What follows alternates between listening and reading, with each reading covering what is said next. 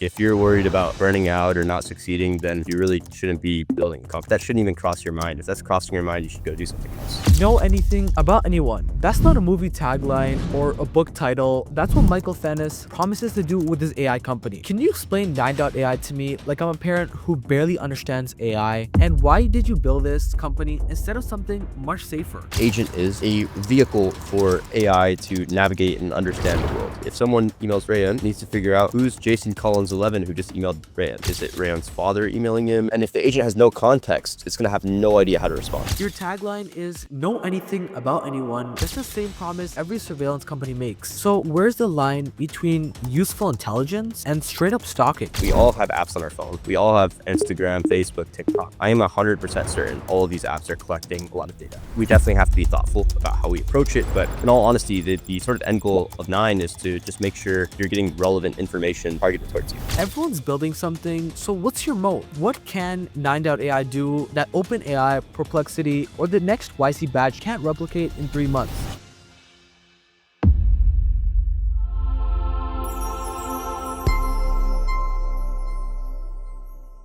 Know anything about anyone. That's not a movie tagline or a book title. That's what Michael Fanous promises to do with his AI company. And about 3 weeks ago, his system found something that shocked the entire AI community. Andrej Karpathy's secret Reddit account. Karpathy, former Tesla AI director and one of the most famous AI scientists alive, had been posting anonymously for years until Michael's agents found him. So if AI can unmask one of the smartest people in tech, what else can it find about you and your family? I'm Rayan, and in the next 30 minutes, Michael is going to show us exactly how system works, why investors are betting billions on it, and why he thinks every secret account your teenager has can be found. But first, we need to understand how a 20-year-old builds something this powerful and this scary. Michael, welcome. But before we get into what 9.ai is and the Cupworthy story, Michael, can you explain 9.ai to me like I'm a parent who barely understands AI? Can you tell me what it does, how it works, and why did you build this company instead of something much safer? Yeah, it's a good question.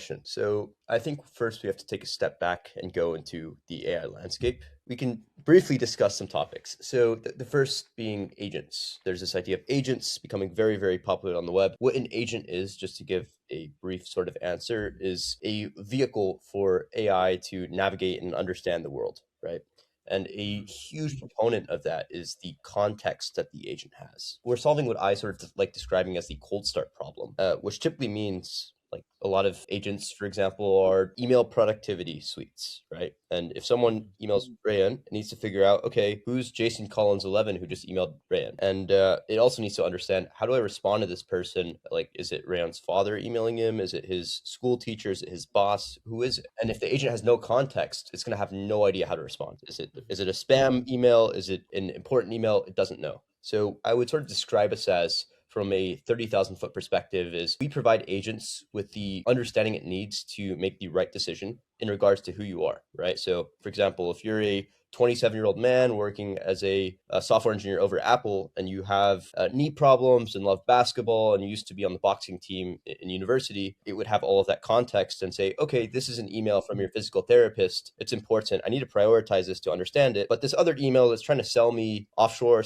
software development is probably less useful, and I'm going to ignore it. So I think that's like a good real world example of, I guess, what we're building and why we're building it. Yeah, thank you, Michael, for that amazing explanation. Michael, you've been obsessed with coding from the age of 5. Your dad worked 15-hour shifts while you watched Saturday morning cartoons. Fast forward, you're 16 in college, 18 as a UC Berkeley junior, and 19 at YC Rocket Ship. Honestly, that timeline is insane. But here's what I actually want to know. What was the one moment where you realized you weren't just smart, you were unique? Yeah, I mean, I think I'll sort of let the audience of the world define if that ends up being true or not, right? But what I will say is this: I think there are a lot of very smart people who express themselves in different capacities, right? So there are some folks who I'm talking to now, to hire as founding engineers, and from like a straight math perspective, like these guys would kill me. And I consider myself, a pretty smart individual, pretty sharp. So that said, I think everyone has different spikes, and the goal of the person should be, one, obviously maximize the spikes that you have. And of course, if you have deficits, try to raise those up, right? Like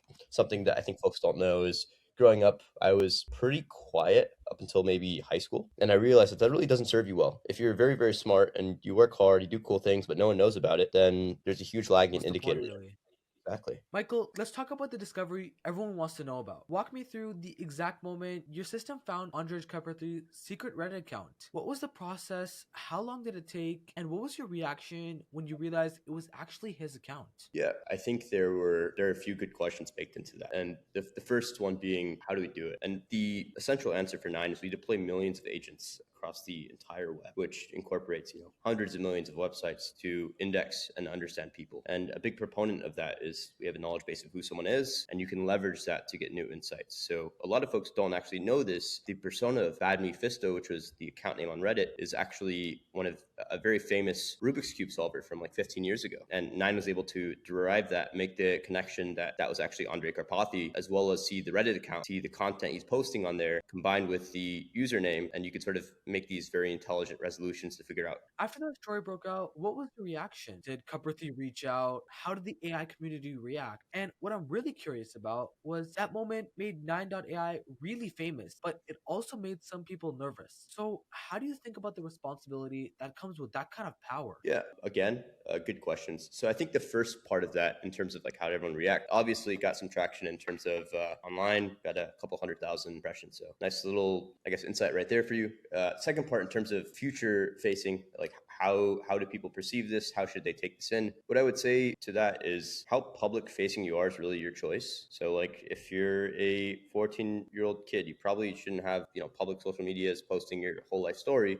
As a parent for Mhm, myself, I wouldn't like allow my like young teenager to sort of do that, right? So mhm, same thing applies to even a 30-year-old. Like if I'm a 30-year-old and I don't want to be publicly facing, then I shouldn't have public facing accounts. I should have private accounts. So there's a mhm. reason those platforms create those feature sets, and if it matters to you, utilize them. If not, don't utilize them. That's sort of the way I Mhm. see it. Your tagline is know anything about anyone, and I'm gonna be honest, that's the same promise every surveillance company makes. So, where's the line between useful intelligence and straight up stalking? Yeah, so I think there's two parts to this question, which is like the legal perception and then the moral, right? So let's start with legal. Number one, we're compliant with all the sort of data privacy laws. So that incorporates CCPA, CPRA. In Europe, they have a separate data privacy law called GDPR. And even in Europe, it's fragmented after Brexit. So there's UK GDPR, and then there's GDPR for like the rest of Europe. In Australia, they have their own called the Australian Privacy Act. So what I would say is we're adherent to all laws, right? In terms of like a Mhm, moral perspective, I think some folks are unintentionally sort of negligent on the matter because we all have apps on our phone. We all have Instagram, Facebook, TikTok. And I mhm, am 100% certain all of these apps are collecting a lot of data. If you're downloading free apps on your phone, they need to be able to monetize in some capacity. And mhm. generally speaking, a lot of times that sort of looks like pulling data from the app you're using, pulling data from other apps you use outside of that app, and a lot of other stuff. So what I would say is we definitely have to be thoughtful about how we approach it. But in all honesty, the sort of end goal of Nine is to just make sure you're getting relevant information targeted towards you. Like I'm sure Rayan, you're I think 16, right? And probably Yeah, wouldn't make 15. sense to have like a company that sells diapers advertising, right? But what might Mhm, make sense is like, oh, Rayan, well, once you're 18, you're in college maybe, and like you're of age. It's like, oh, like Rayan just got into Stanford, and maybe he's going to need a car, right? And it's like, okay, mhm. maybe some like Stanford-based car dealership should go advertise to him based on the fact that he just moved over there. That's the end goal of Mhm. the company. Michael, here's a scenario most parents are terrified of. A 16-year-old has a fake Instagram account where they post their actual daily life while their parents are blocked. So, can 9.ai find it? Yeah, we don't touch anything of anyone under 18. Like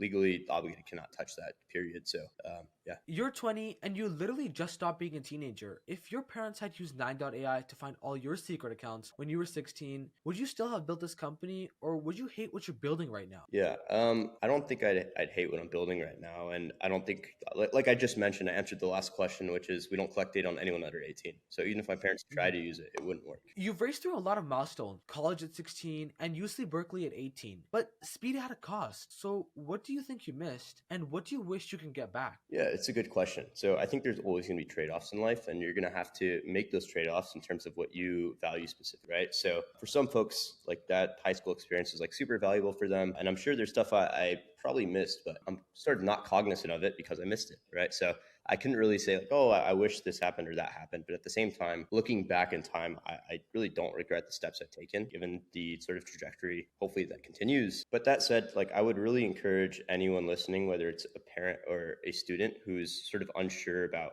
how they want to approach their future, to be really intentional about how that looks. We can sort of talk about it more, but I think AI is really going to disrupt job market, the sort of just general landscape of humanity. And I think folks are going to need to much earlier consider their sort of life path based on the changes that sort of AI will cause. Michael, you've publicly said that you're building a generational company and that investors will get more than you ever have to give. So that's a pretty big promise at 20. So what happens if you're wrong? What happens if you burn out at 25 because you gave everything, yet it still wasn't enough? Yeah, I mean, I guess I'll have to live with that then, but like that's really not the mentality you should build a company with. Like if you're worried about, burning out or not succeeding, then you really shouldn't be building. Like oh yeah, what I would say is like that shouldn't even cross your mind. If that's crossing your mind, you should go do something else. The AI agent space is exploding. Everyone's building something. So what's your moat? What can 9.ai do that OpenAI, Perplexity, or the next YC batch can't replicate in 3 months? And how do you think about competition in a market that's moving so fast? Yeah,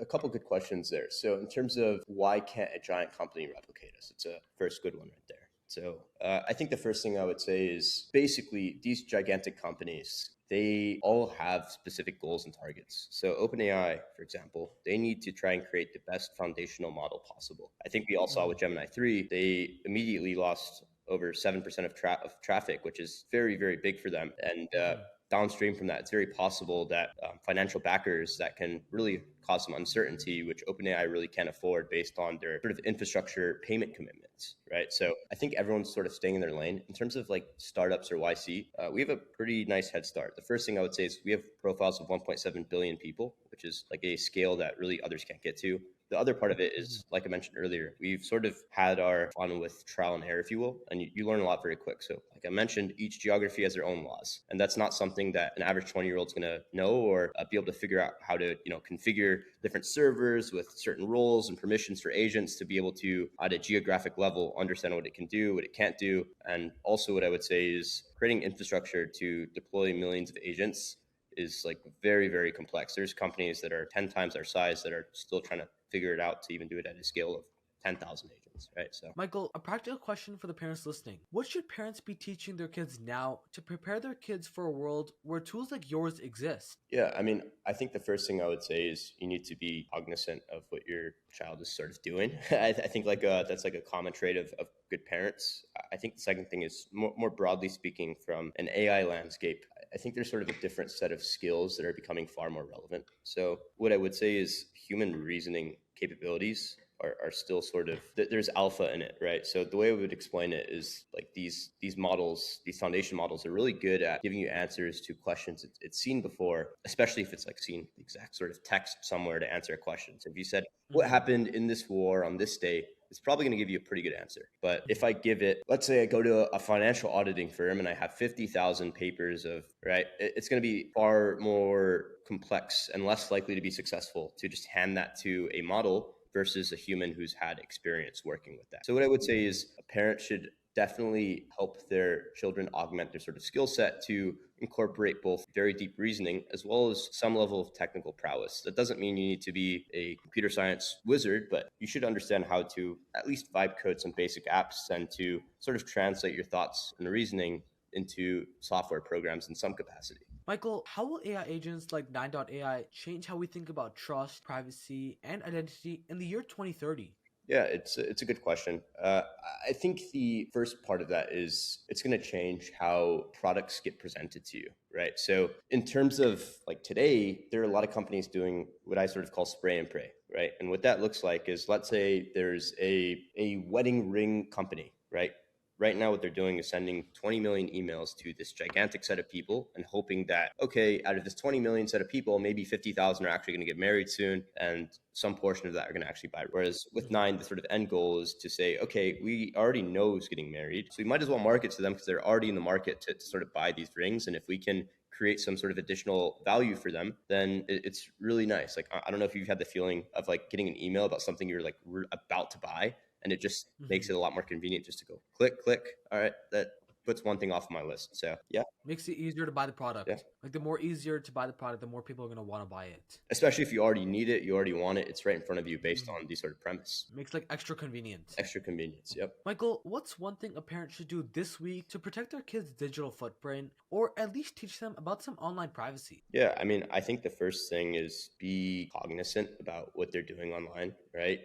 But I really don't think it's much more than a few basic Google searches to really get the answers you need. I think when you run into problems, it's because you're not checking at all, and then 3 years later, when you do check, it's like there's a bunch of stuff that's transpired and been posted, and you haven't been really keeping track, right? So I'm not obviously sort of just lobbying for the crazy level of scrutiny, but like just have some sort of handle on what's going on. Educate your kids on, hey, if you post something, it's out there. Even these, AI models can potentially be trained on them. Like, for example, I don't think folks realize you're posting on Meta platforms. They can make a one-line change log in their terms of service, and all of a sudden they own all the content to train their models with in the future, right? Mhm. So that can be even like retroactively facing. So they can make this decision 3 years from now, right? So yeah, I would say just be cognizant in terms of the risks. But what I would also say is like, to be fair to kids growing up, I really don't know many who are posting like really crazy things online. I think most people just post vacations and achievements and stuff that they find Mhm. interesting. So I will say, like, I'm sure they're outliers, but I think most folks have some sort of understanding of like what's acceptable, what's Mhm. not acceptable. And if you don't, again, I'll be frank. If you're a 17-year-old and you can't figure that out yourself, you kind of need to grow up a little bit, right? So that's the Mhm. other thing I'd say too. Last question, Michael. Let's go back to the 16-year-old you, already in college and already on this path. What is one thing you wish someone had told you then, but never did? Yeah, it's a good question. What I would say is I wouldn't always optimize for the simplest solution or the solution that's sort of easiest, because if you always do that, generally speaking, the easiest solution is the one that most folks think of first, right? And I think some of Mhm. the best discoveries, the best products, best things that have come out have been unorthodox ideas. And something I would really encourage everyone watching, whether it's a parent or a student, is if you have an idea, like first part I would say is like draft a thesis of that idea. So I explained this just to someone else a couple days ago, but like let's say if Mhm. you believe in, oh, if a helicopter has 5 propellers, it's 50% faster. Whether that's true or not, don't know. But you would basically test this thesis. Maybe you get a helicopter and strap another propeller. You'd see if, okay, it went 30% faster, let's say, and then you collect your feedback and data and you iterate on it, right? So what I'd say is just be curious, come up with interesting ideas, test them out, see how the market responds. And if you're dedicated enough in a certain vertical and you're smart enough to be able to self-reflect, you're going to eventually stumble across the right attack vector that's the best solution. Because if you've tried one, it didn't work, you tried two, it didn't work, third one didn't. And it's like, okay, this fourth one, all of a sudden now 1 million people are using it and they're all getting a lot of value from it, right? So Mhm. um, I guess that's, I don't know if I gave you too much an answer, but I think that's just a good way of thinking going forward. Michael, thank you so much for not giving me PR answers. You're building something that will change the world, but I'm still not sure if we're ready for it. Anyways, here are my three takeaways. First, privacy as we knew it is dead. AI can reconstruct your entire digital footprint, and the question isn't if this tech exists, it's how we respond to it. Second, your kids' digital footprints are permanent. Every fake Instagram account, every Reddit comment, every anonymous post you make can all be traced back. And third, innovation without guardrails is just disruption. Michael is building something powerful, but we need to ask the hard questions about the tools we let into our lives. So, your homework before the next episode, I want you to Google yourself, Google your kids, and just see what's out there. Then have a real conversation about what privacy will mean in 2026. And if this episode made you rethink privacy, share it with one parent who needs to hear it, and join us on the journey for responsible innovation here at the AI Parenting Institute. Once again, I'm Rayan, and thank you for listening, and I'll see you in the next episode.